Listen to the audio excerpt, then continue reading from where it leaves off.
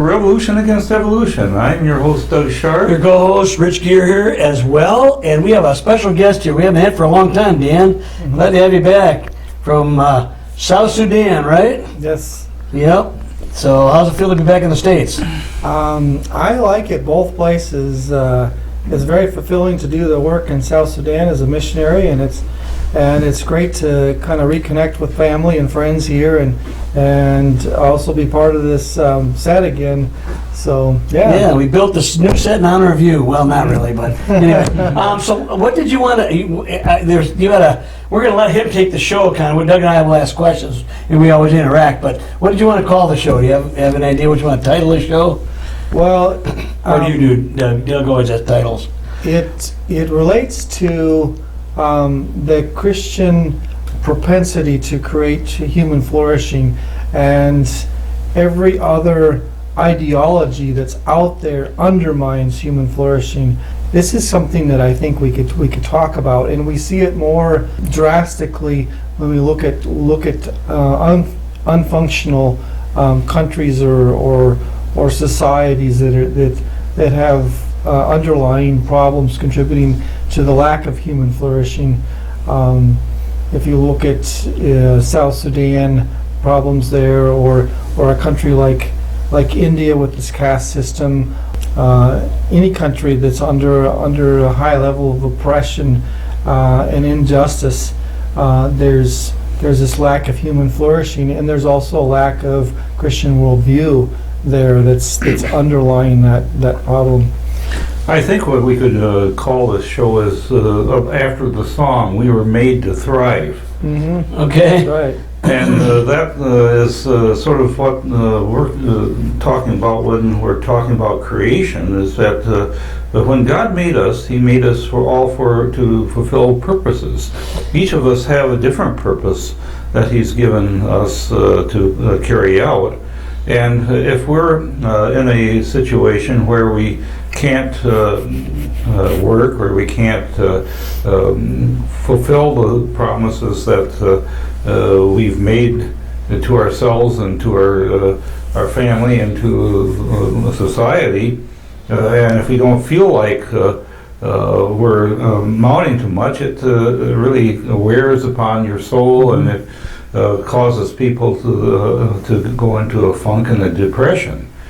And I sort of remember we were up at Mackinac Island on one of those horse and buggy tours, and one of the things that the tour guide told us was that the horses that pulled the buggy really liked to work. They, when they were in the stable and sort of coddled in the stable, they would get all antsy. But when they're out working, they seemed to see that they were fulfilling a purpose, and they were actually thriving as a result. And so, and of course, when you are out getting your exercise, that's another thing. It's sort of counterintuitive that exercising is going to make you healthier, but because you're burning off your body and potentially you would think that you're hurting yourself. So that's what I see happening in countries where you're being suppressed. You're not able to thrive, and it creates a special kind of misery. But I think he wanted to talk about reasons behind that. In other words, everything that seems to be antithetical to the Christian worldview actually is also at cross purposes with us thriving. Is that kind of the premise of what you want to talk about? Because that's what I was getting at it. Because I wanted to address you about cultures that who do not have a Christian worldview, who at least on the surface seem to be thriving. Mm-hmm. For instance, like China. Mm-hmm. Okay, economically they seem to be booming. Okay, but that's not the only condition of what thriving is about. But and if you look at China, I mean, a lot of there was a tremendous failure to thrive for quite a number of years under communism. Yeah, it was bad. There was 4 different episodes of backwards and huge famines that came through China. There was the Gang of Four. There was the it was I don't even remember the names of all of my. There's all these 5-year plans. The Yeah. Great Leap Forward. Great and Leap the- Forward, The also Cultural it's a Great Revolution. Leap Backward, yeah. Yeah. Exactly. So all those things failed completely, and it wasn't until they borrowed ideas from free enterprise that they started to move forward. And it's kind of a residual basking in the effect of what the reformers actually brought the world. Yeah, because it seems to me our country is also not only in danger. It seems like they're hell bent on chucking off the Christian heritage we've had for 400 years. Okay, Yeah.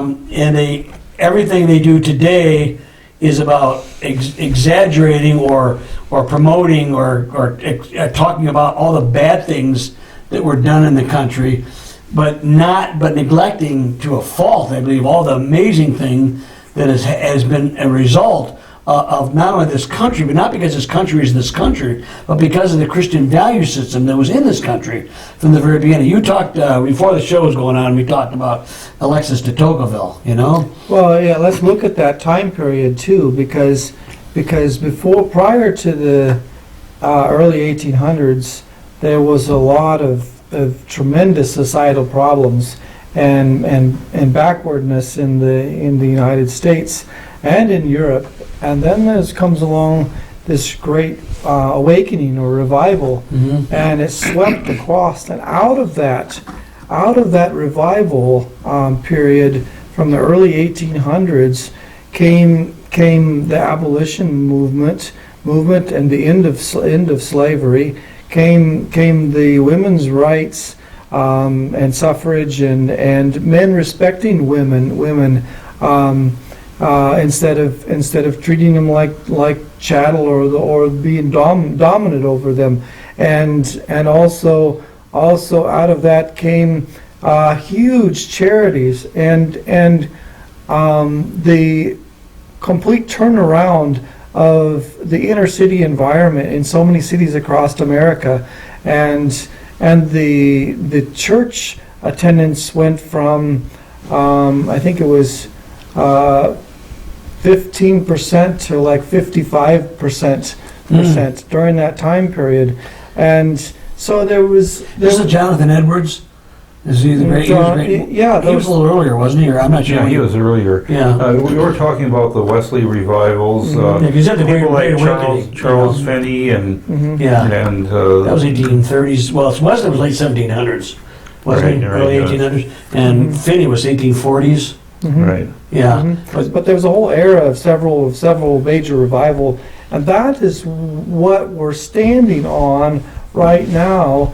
And some of these charities lasted for over 150 years or so. So they were in existence. Well, we still have the Salvation Army. Yeah, exactly. And those were born out of that time frame. And it was during those time frames that we didn't have dependency entitlement. It was a situation where all the charities worked together to say, we're going to have a work requirement. If someone's going we're going to keep people's dignity. And they said there was no help outside the workhouse. That doesn't mean that you didn't give help to orphans and widows and the infirmed or the people on their deathbed. But it was a situation where they tried to keep people's dignity by offering them a job or work or some type of thing to do in exchange. That kind of goes back to what Doug was saying earlier. The horse in their stable gets all pent up and feeling not useful and not, there's something about work as a dignity. I think it's in Proverbs, but it could be Ecclesiastes. It's one of those books where the Lord was talking about work. We were, and the curse, we were forced to work by the sweat of your brow.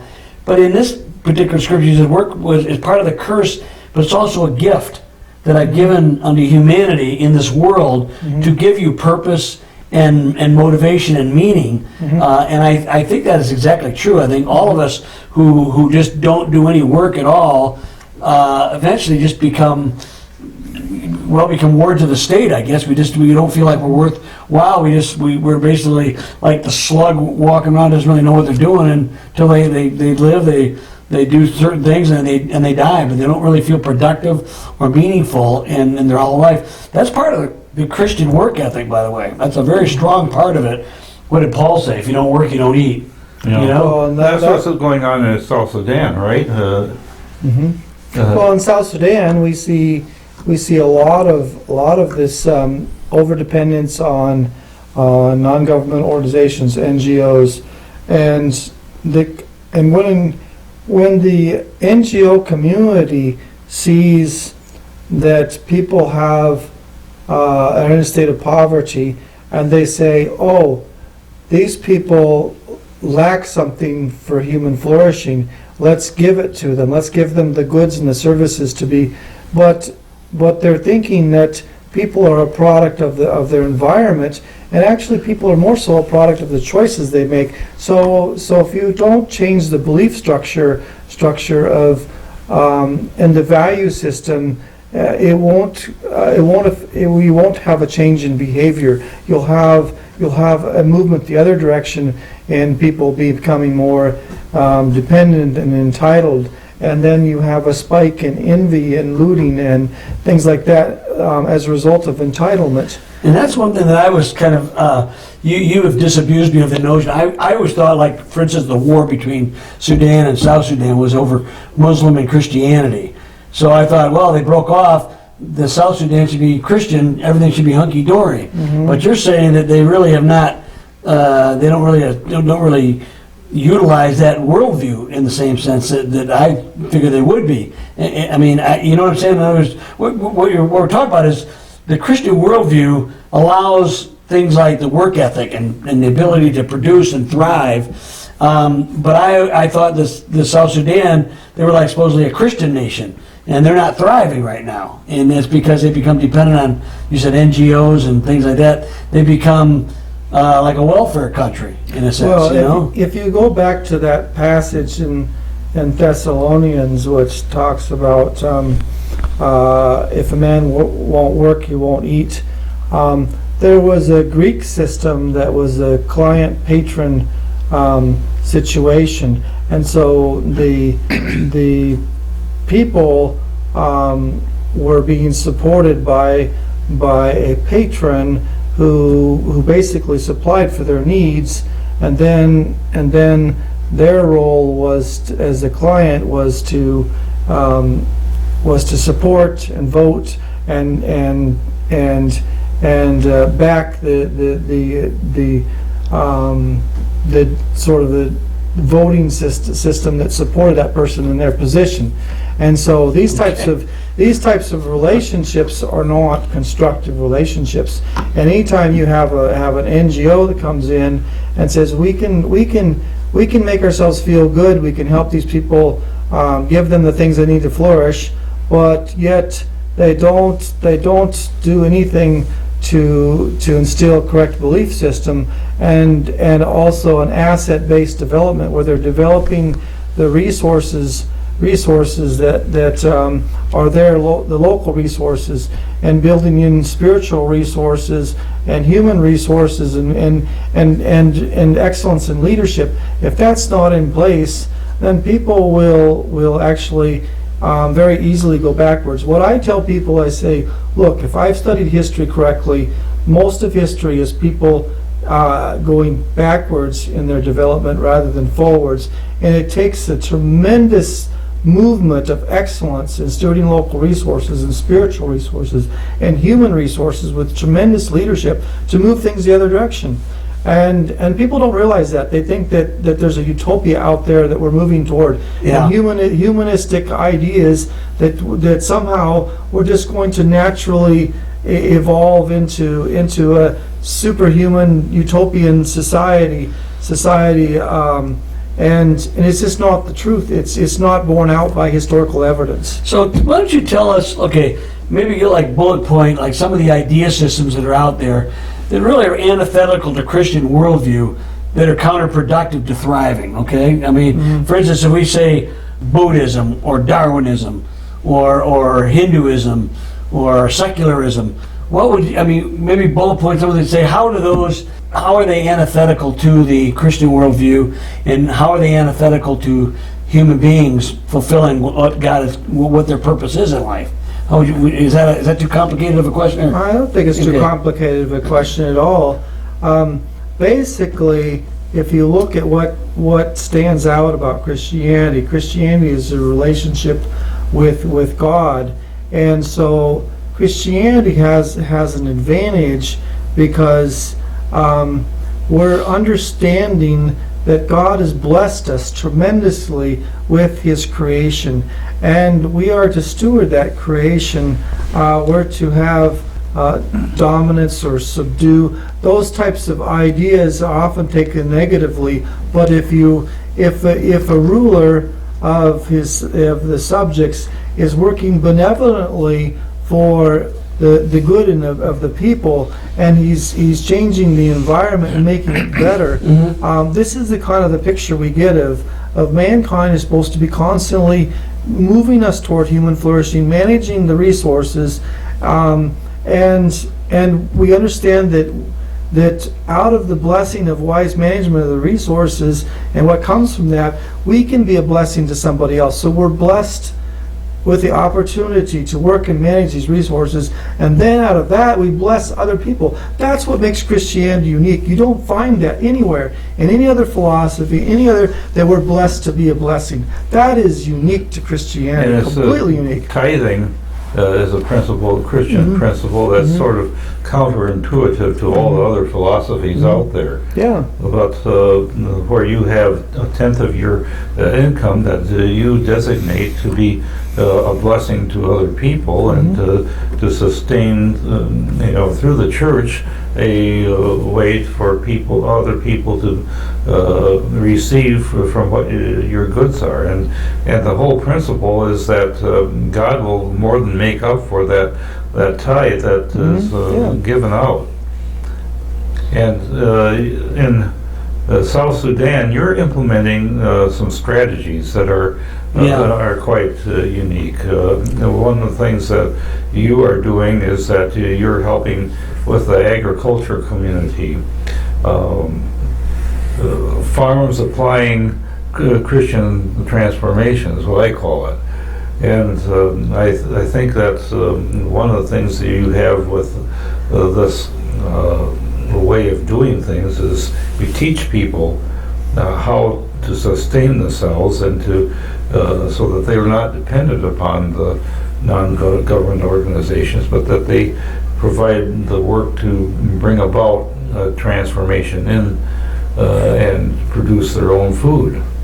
Yeah, it's basically a form of asset-based development where you're understanding that God gave us resources to manage, and that we seek excellence in management of those resources and in good leadership, and out of that comes not only funding that can be channeled into orphan and widow ministry, to youth ministry, or evangelistic discipleship ministry, and into people having the time and resources to support people, to hold the system accountable to bring justice and end oppression. Anything in the legal or political system that's oppressing people, that people can have the time to change that and to hold people accountable to doing what's right. If you're living hand to mouth, all these things, none of it's possible if you're barely surviving. But it's when Christianity calls us to be wise stewards, to be efficient, to be strategic, and to work together to accomplish things together.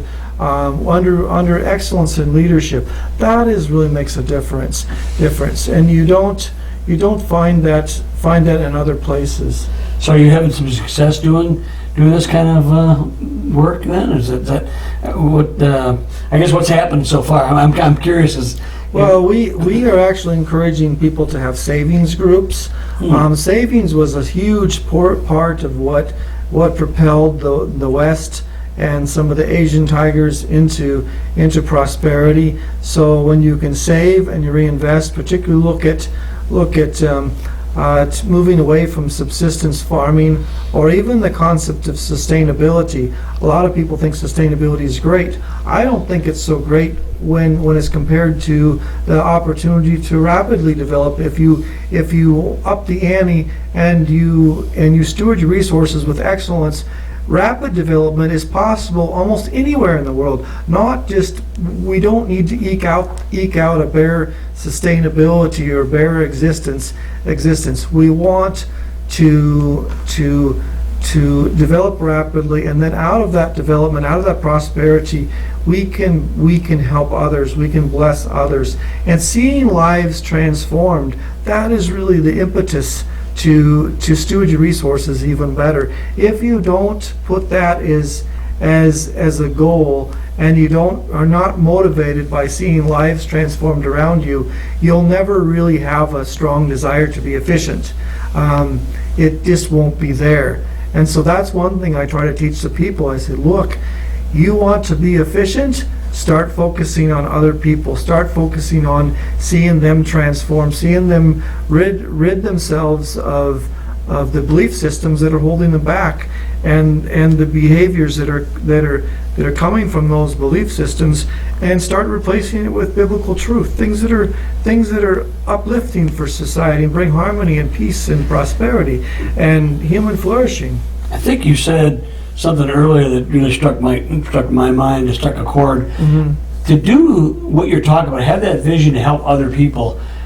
The idea is in a Christian worldview, there is a God who cares about you. Exactly. And that he's looking over. It doesn't mean everything in this broken world, we know it's a corrupted, fallen world, is going to go perfectly every time. But it means that there is someone outside of humanity, outside of yourself, Mm-hmm. that does care for you, and that allows you the freedom to care for other people. But if you start with a humanistic centered worldview, I'm going to do this for other people, that's what the NGOs are doing. They're just helping people out. Some of it's like the Christian, they want to help, but they're not really helping people develop that spiritual worldview that would allow them to help somebody else. What's the concept, pay it forward? It almost reminds me of that. I teach that concept. Do you really? Yeah, I do. And it's like, you've been blessed, therefore you can bless other people. But without that Christian worldview, and I'll tell you what, you look at the Hindu worldview, all the pantheon of gods are pretty much impersonal. They don't care. They pretty much ignore you. Mm-hmm. Or you get the humanism, there is no God, so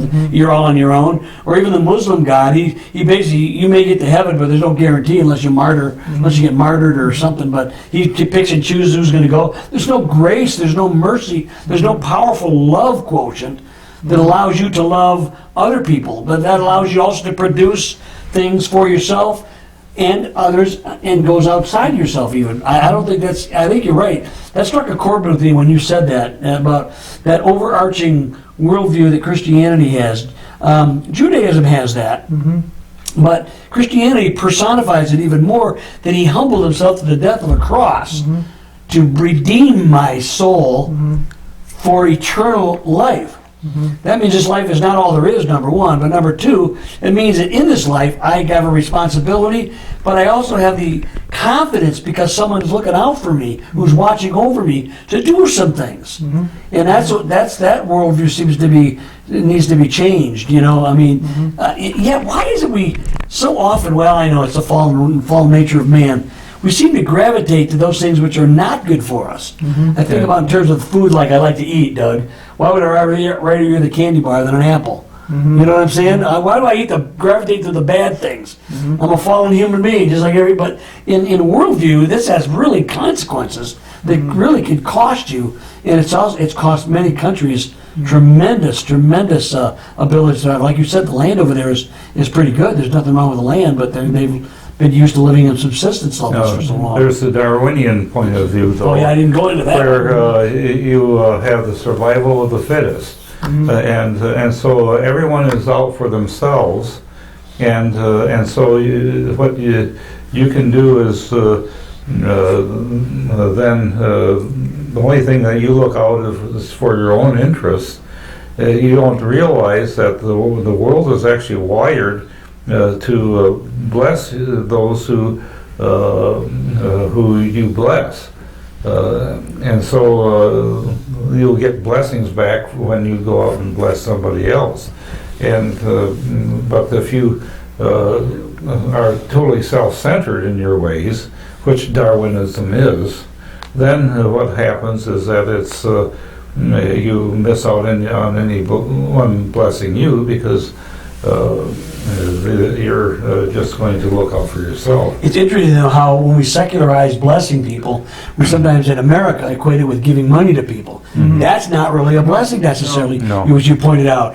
Blessing is bigger than that. It's I think your idea of trying to change the worldview to understand that. I mean, it's okay to help people in physical, tangible ways, which you are doing that as well. Right. But teaching them that external, that worldview, that Christian mindset to bless others, like what does Paul say? Don't think more highly of yourself than you ought. Mm-hmm. Treat others higher than yourself. Mm-hmm. That seems very counterintuitive. And yet, Doug, you're right.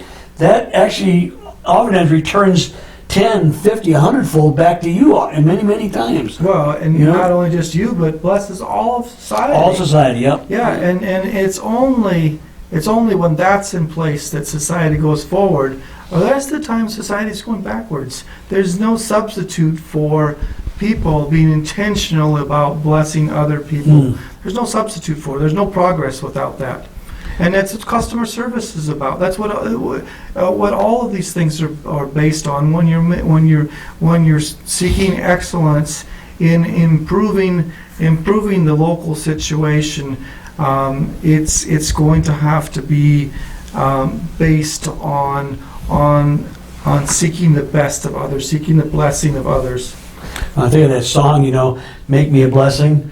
Make me a blessing. You'll never see that in any other song festive, any other religious culture. You'll never see it. I remember a woman went to not Tibet, the other one. What's the other country that's next door to it? Bhutan or Nepal? Nepal, yeah. And the people were nice, but if somebody fell down and broke their foot, nobody would really go out of their way to help you. It wasn't that they were mean or anything. It was not part of their culture. And I think, wow. This is totally a part of the Christian worldview. Well, when the early church, when there was a plague, and this kind of fits in with this pandemic situation, the early church went out and rescued these people. The families that said, these people are going to die. They put them out into the street, and the early church Christians, they went and they tried to nurse them back to health. And many of them died as a result. It's that kind of willing to die and put yourself out for other people, and to be honorable and with full of integrity, and no matter what the cost. That is the background for prosperity happening. It doesn't happen because people seek to be prosperous. It happens because people live their lives with honesty, integrity, focus on the needs of others. Well, we'll see you next time on Revolution Against Evolution. Thank you for being our show. And Hey, Dan.